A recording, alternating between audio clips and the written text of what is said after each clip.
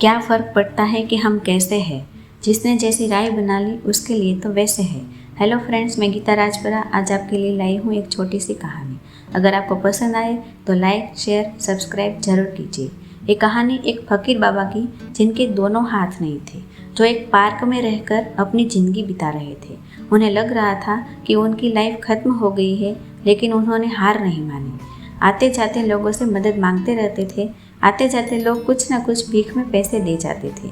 एक दिन एक लड़का वहाँ से निकला। उसने सोचा कि आज मैं चल कर के इनसे बात कर लेता हूँ। रोज़ उन्हें देखा करता था, जब भी जॉब के लिए जाता था, ऑफिस के लिए इधर से उधर। उस दिन उसके पास थोड़ा टाइम था। वो गए बाबा जी के पास और जा कर के बोला कि बाबा जी, कुछ टाइम है आपके पास? आपसे मुझे 4-5 सवाल पूछने हैं। बाबा जी ने सोचा कि छोटा बच्चा है, मजाक करने आया होगा, हंसी उड़ाने आ गया होगा, उसके पास तो टाइम ही टाइम था।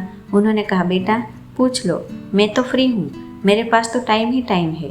तो इस लड़के ने पूछा कि बाबा जी, आपके दोनों हाथ नहीं, आपको बुरा नहीं लगता?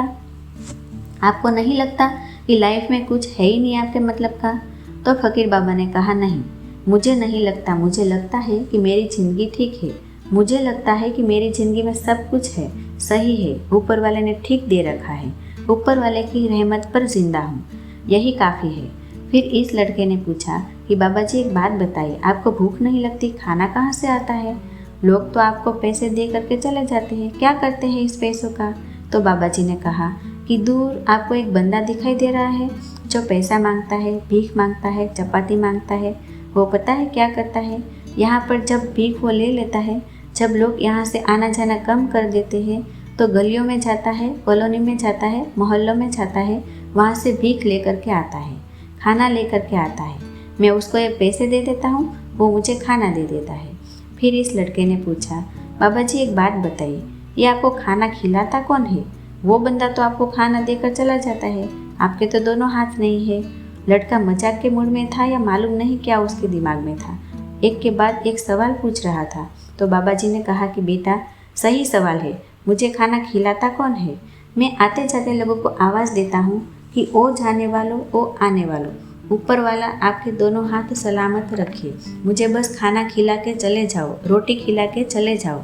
काफ़ी सारे लोग जो मुझे इग्नोर करके आगे बढ़ जाते हैं, लेकिन काफ़ी लोग ऐसे होते हैं जो मुझ पर तरस खा के मेरे पास आते हैं। और कुछ लोग तो ऐसे भी होते हैं जो 5-5 दिन 10-10 दिन तक लगातार मेरी मदद के लिए आते हैं, रोटी खिला करके जाते हैं। फिर लड़के ने पूछा, बाबा जी आपको प्यास तो लगती ही होगी, आप पानी कैसे पी लेते हैं? आपके तो दोनों हाथ नहीं है। तो बाबा जी ने कहा, बेटे ये भी अच्छा सवाल है। मैं अपने इस पैरों से घड़े को नीचे गिरा देता हूँ, प्याले में पानी भर जाता है और पशुओं की तरह पानी पी लेता हूँ। फिर उस लड़के ने एक बार और सवाल किया कि आखिरी सवाल है बाबा जी, अगर आप जवाब दें, इस पार्क में मच्छर बहुत है, आपको काटते भी होंगे, आपको मतलब नींद कैसे आ जाती है? तब बाबा जी ने कहा, हाँ, कई बार काफ़ी सारे मच्छर काट लेते हैं, तब मैं ज़मीन पर लौटने लगता हूँ, अपने आप को रगड़ने लगता हूँ। जैसे वो मछली पानी से बाहर आने के बाद लौटने लगती है, वैसे ही मैं लौटने लगता हूँ। क्या करूँ बेटा, यही मेरी ज़िंदगी है। जब बाबा जी ने सारी बात खत्म कर दी तो लड़के ने एक बात कही कि बाबा जी, आपकी ज़िंदगी पर लानत है, आपके दोनों हाथ नहीं हैं, आपके शरीर पर लानत है।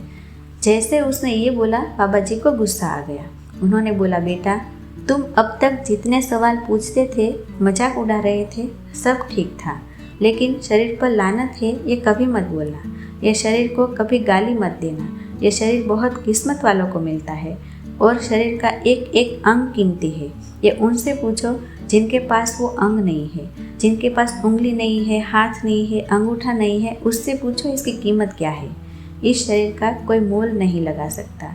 आप दुनिया का सारा पैसा दे दे तब भी इसको खरीद नहीं सकते।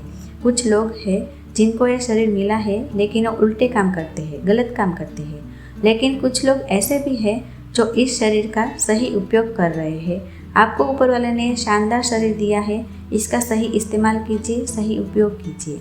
ज़िंदगी से निराश मत हो ये खुदा के बंदे। कठिनाइयाँ उसी की ज़िंदगी में आती है जो उससे लड़ने की हिम्मत रखते हैं।